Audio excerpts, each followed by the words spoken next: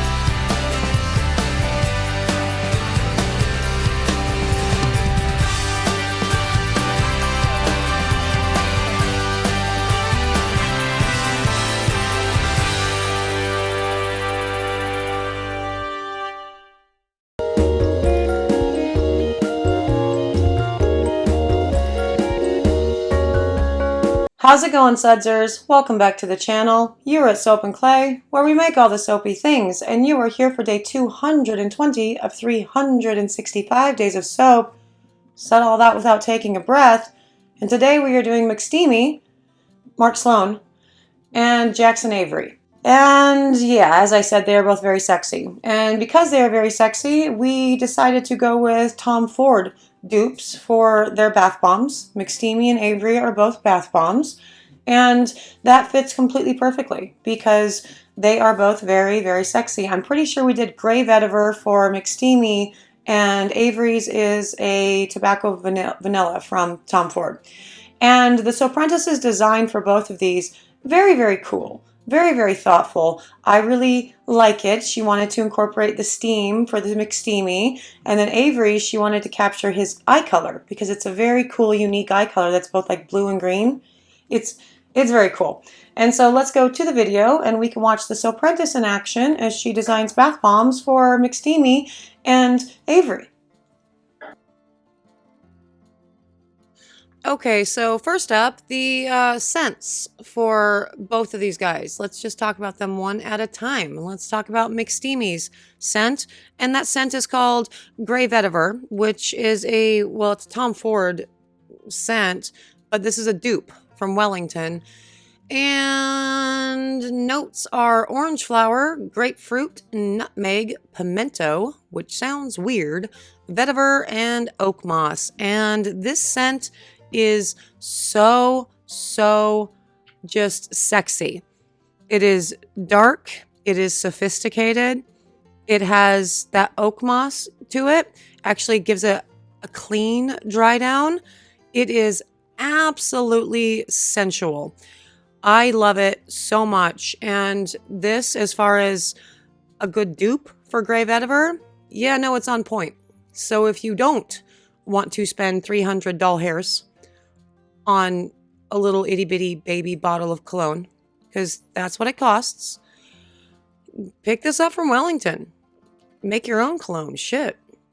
Just don't call it Grey Vetiver. Don't sell it. Just make it for yourself or someone that you want to smell like Grey Vetiver from Tom Ford, because it's sexy. Also, McSteamy is sexy. Also, before I get too far into this, there will be spoilers throughout this entire video. think I probably already said it. Gonna say it again. Let's talk about the Soaprentice's design. It is, for McSteamy, meant to replicate steam. And she wanted to actually do white and gray, but we had already put gray into Meredith's balm. And, you know, there are only so many bath bombs that you can justify turning the, you know, the tub water to brown or gray in a line. And so I'm like, can we do a purple? And she agreed. And so that's what we're doing. It's white and purple, but I think it still gives the steam vibes for sure. She's not wrong. I mean, the scent that we're doing this on is gray vetiver. It was just, Meredith had already been done and there was already gray going on. So there was no purple. Anyway, so McSteamy. Who is McSteamy, you ask? Well, I'm glad you did. Person that has no say in what I say in videos. So McSteamy is Mark Sloan. Who is Mark Sloan? Mark Sloan is Derek Shepherd's best friend. Who is Derek Shepherd? Well, I mean, I feel like you haven't been paying attention for the last week if you don't already know at least the baseline of this. But best friend of Derek Shepherd. In a weird twist, we find out at the end of season 1 / the beginning of season 2 when, well, sometime in season 2, when McSteamy makes his appearance, that Mark Sloan, aka McSteamy, because he's hot, had an affair with Derek Shepherd's wife, Addison Montgomery Shepherd. That happened. I've mentioned that Grey's Anatomy is a soap opera, right? Cool. And anyway, he shows up at Seattle Grace for unknown reasons. Actually, I think the reason was he wanted to win Addison back. And what is he? What is his surgical specialty? Well, he is an ENT, an ear, nose, and throat, but he's also like double certified in something else. But anyway, he ended up becoming a plastic surgeon. And I know what you're thinking. Oh, plastic surgeon, boring. I'm going to move on. You just want to make people pretty. No, those are not the kind of cases that he picks up. Although he would be good at that too. He picks up the crazy cases wherein like bone growths are causing it. And anytime that anything bone, facial, whatever related needs fixed, you go to Mark Sloan. And he's freaking impressive. There was this one case where I forget the name of the actual condition, but it's essentially like calcium, like bony calcium deposits that were in the... You remember that movie? I mean, I don't even remember that movie. I don't ever think I've actually watched that movie. But Cher was in that movie. Pretty sure it was Cher. With... And I don't want to say the wrong term. What is this? I looked it up. It's called Lionitis. And the case was essentially impossible, right? So there were all these different tumors that were growing outside of this kid's skull. And, you know, Sloan wanted to, of course, not only obviously, hey, Derek, come in and take care of the tumors or whatever, but he wanted to give the kid a symmetrical face. So it wasn't, you know, dealing with these bony calcium deposits anymore. And he, well, I think he killed him, actually. I think he did die.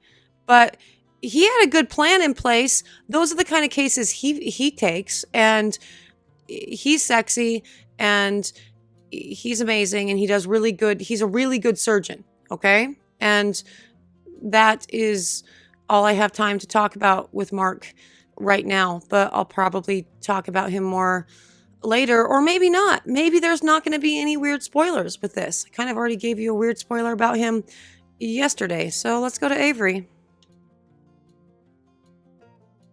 Okay, now on to Jackson Avery. Jackson Avery was an intern that made his way into the seasons with April Kepner and other peoples with the merger of the two hospitals. And Jackson Avery is the grandson of Harper Avery. Who is Harper Avery, you ask? Well, a very important doctor. A Harper Avery Award is named after him. Ellis Gray, Meredith's mom, won that guy twice. Pretty sure that's accurate Meredith Gray lore. And His mother is also Catherine Avery, a very successful surgeon in her own right that focuses on really cool, innovative penile implants and stuff. Like it's a whole thing. She's very good at it. She's very into, you know, the nether regions of men and making sure that they're always in tip-top shape, really. And so with that pedigree, Jackson Avery obviously had something to prove, right? And so he really wanted to prove things, but also grew up with a silver spoon in his mouth, all the things, yada, yada, yada. Ended up being named like the runner of the hospital at some point, real position. And he basically, I don't know, he's a very talented surgeon in his own right. Like, for sure, he really is. He followed after Mark Sloan. He actually trained under Mark Sloan and became a very talented plastic surgeon as well. But I honestly don't think they really fleshed his character out very much. I think they could have done so and made him something other than just the hot guy, because boy, is Jackson Avery hot. He super is. But when that's the only thing that you have going for you outside of, hey, also nice guy, okay, well, that's like the whole cast. So at some point, I'm tired of just looking at you, and I would like you to deliver something other than just hot guy, you know? Anyway, he has a kid with April Kepner, and it was a weird, that whole dramatic thing. I talked about it during April's video. And Jackson Avery is hot, and he's basically just the hot guy. Mark Sloan is also hot, but he's not just the hot guy. He's wildly talented and very, very kind and loving in like that kind of gruff, no-nonsense sort of way. And you didn't expect that from Mark Sloan's character at all, because he started out being this, you know, that thing. What are they called? You know, like the guys who are, you know, chasing after women. I don't know. Anyway, and he shows up on the scene trying to woo back Derek Shepard's wife, who is actively there in Seattle trying to woo back her husband. You didn't expect much out of Sloan's, you know, character. But he grew, he evolved, he changed, and he became someone that, you know, fans rooted for. And so there is going to be a spoiler here.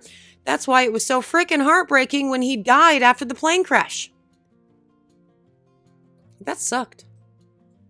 That was horrible. Callie's having his baby and shit. And, you know, he was in love with Lexi. And it was, and he just died.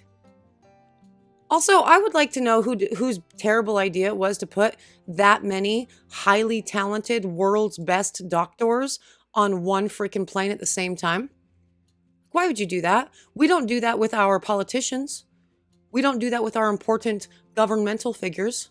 Why would you do that for, you know, Derek Shepard and his, you know, $4 million hands, and Mark Sloan and his $4 million hands? And why would you do that?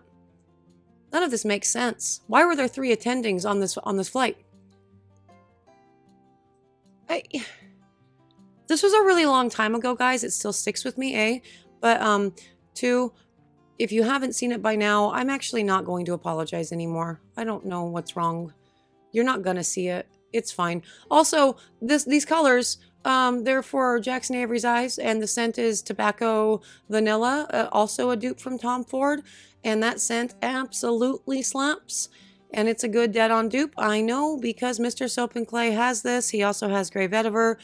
Again, this is a really cheap way to get some really sexy scents into your life. So go check out Wellington and ignore my bouncing camera.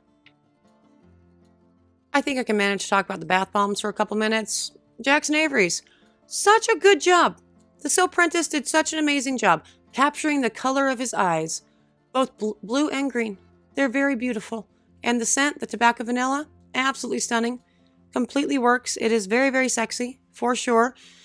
And yeah, Jackson Avery is the sexy one. Like, that's basically his whole personality. So I guess it sort of makes sense that he's with April, because her whole personality is also one very basic, you can't possibly be defined only by this one thing. so they're weird tropes that both of those characters are falling into. Maybe Shonda did that on purpose. Huh. She's real smart, so probably. And then there is McSteamy, the finished product of McSteamy. Again, Grave Ediver, Tom Ford, super sexy. Mark Sloan, one of my favorites in the entire Grey's, universe. And again, super sad that he died. Like, oh, I dropped it. Look, it survived. Hey, the Soaprentice did a great job with the bath bombs. They're firm. They can be dropped. They won't break. It's a good bath bomb recipe right there. Well done, Soaprentice. Great job with the designs. Great job with the making. Great job with all the things. McSteamy and McAvery, who doesn't need a, sexy name. He's just McAvery. Those are both winners. The Soaprentice did an excellent job. I'm going to stop rambling. Oh my God, they're both so hot. I mean, everybody needs to put some GGs down in the comments for the Soaprentice because that was a good game. She nailed it like you would not believe. I think both of those bath bombs, completely perfect. And the scents, so good in bath bombs. So good. I'm actually tempted to make some soaps with these ones as well because they performed so beautifully in bath bombs. I want to see if they go crazy in soap. Both of these scents, very good dupes for the Tom Ford scents that they're, based off of. And so if you're looking for a good solid cologne, or you make colognes or perfume sprays or room sprays, linen sprays, soap, lotion, etc., these are two definitely good ones to pick up if you're into Tom Ford, which I am. McSteamy and Avery, yeah, they're very interesting characters, and McSteamy's story was super heartbreaking, for sure, right along that same Lexi vibe, and Avery's has always been, I feel, not fully fleshed out. I think they could continue to do much more with him than they have done. And I only like when characters stick around just for eye candy for a little bit. You know what I mean? I feel like a character has to be better developed at some point. Otherwise, if I just want a good looking person, well, I can look at any other member of the cast because they're all that. So that's my only complaint with Avery, really. If you're interested in purchasing McSteamy or McAvery, you can't do it yet. I'm sorry. It's not possible. We're not done with the series. We're getting closer, though, so that's fun. Once the entire series is done, you will be able to find everything at soapandclay.com, but not today. So don't go there. If you're interested in seeing, more soapy content, this is a daily channel, so we do this stuff every single day. The soapy nonsense. Subscribe. That would be excellent. For those of you who have subscribed, hey, Sudzers, thank you for joining me with this soapy nonsense. I appreciate you guys every single day. Thank you so much for joining me for another round of 365 days of soap. I'm out of here for today, but I will see you all again tomorrow for another round of soapy fun. Bye.